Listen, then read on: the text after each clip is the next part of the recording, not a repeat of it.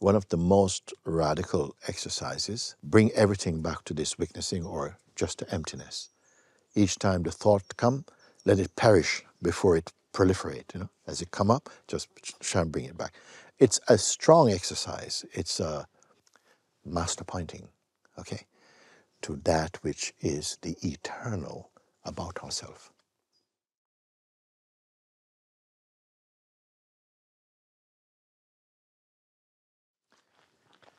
You see, when we speak about also that one of the major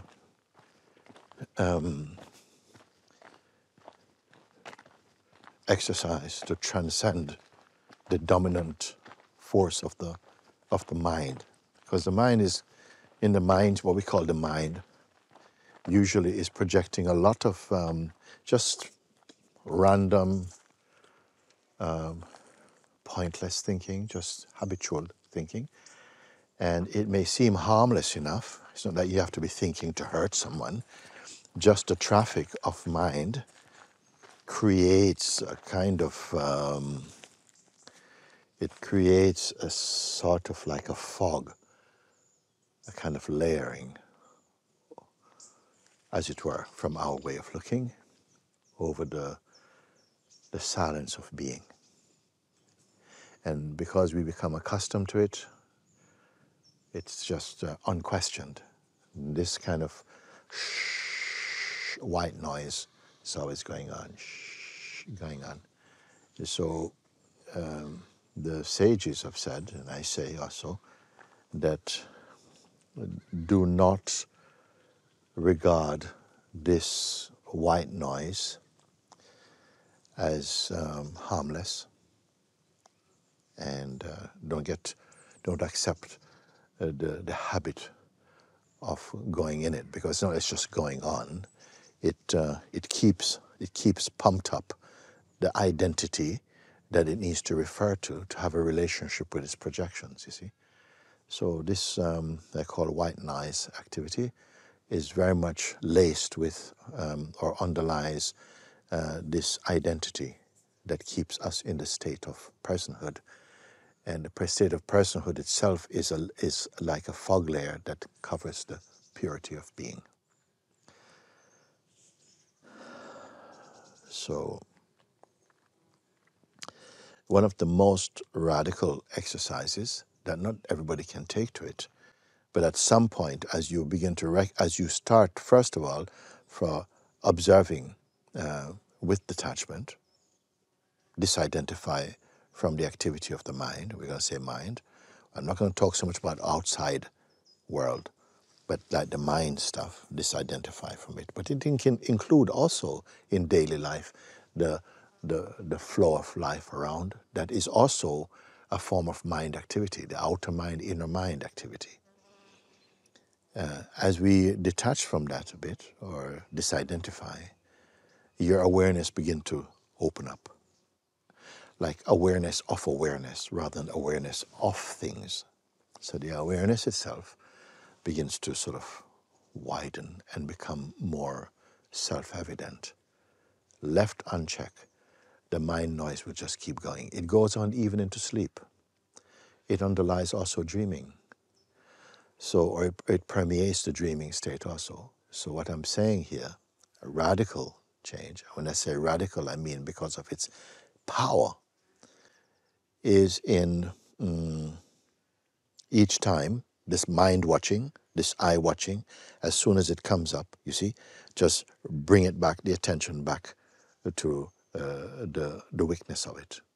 The weakness has no identity, it has no structure, it's just witnessing. The weakness means witnessing. So bring everything back to this witnessing or just to emptiness. Each time the thought come, let it perish before it proliferate. As it come up, just try and bring it back. It's a strong exercise. It's a Mahatma exercise, because you start and you'll find, whoa, at a certain time you begin to feel the force of the mind will feel as though it is not having this. It wants to stretch out. And so what you're doing is not fattening it, not feeding it with the attention, but bringing it back to either through the question, For whom is these thoughts coming? For who are they appearing for? And the natural response, well, it's for me. It's not for you or you. It's for me here. And this me is another name for the false I, the sense of the ego or personal identity. So I say it's a radical exercise, but I know some of you are wanting this, to be really strict with it. And it doesn't mean that you have to give up anything to do it, but really be willing to be dedicated to sitting and mind this mind-watching exercise, this eye-watching exercise of being, each time it arises, don't let it grow, don't water it. You sort of like bring it back to the fact that into the emptiness from where the seeing of it is coming.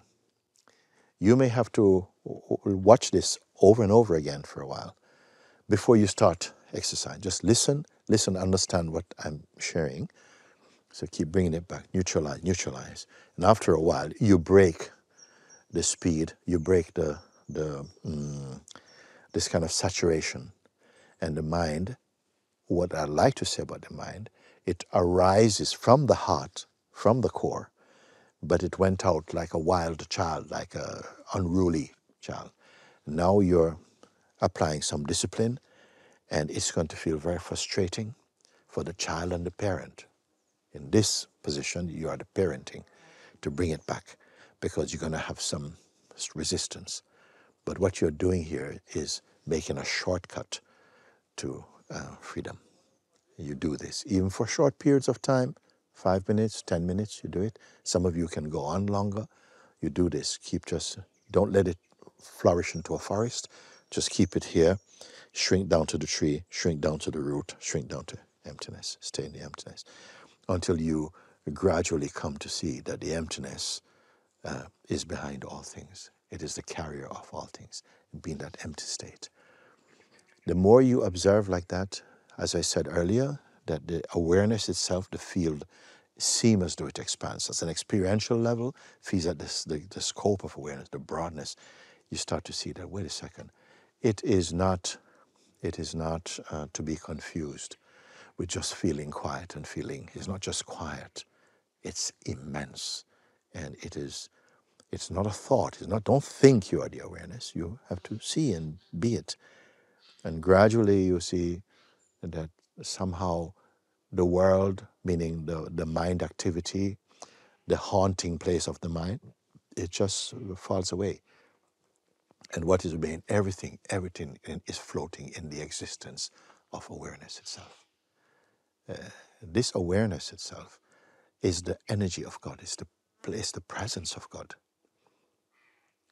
You see, when you go into deep prayer, deep meditation, it's bringing you again into the present, making you conscious. It means you're leaving the world, leaving the thought field, leaving mind, and isolating yourself from that. So you're in the presence of God. This is another way also. And this is not like the presence is separate from you. This presence and awareness, they are same, they are one.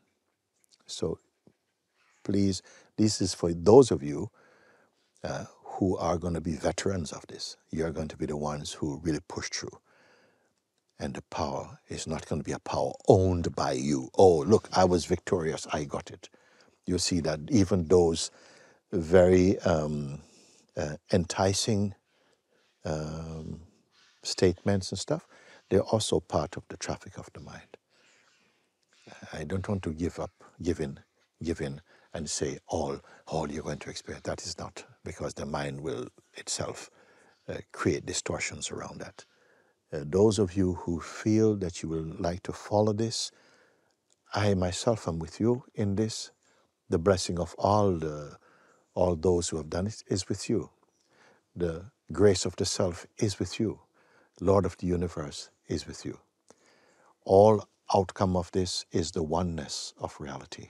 And you are this reality, you see? This is not a compliment. It is simply the truth, uncovered.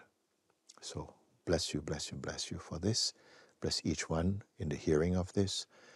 And there is no failure. Don't count anything as a failure. Even the mind comes very loud. It just means that it's been exposed more.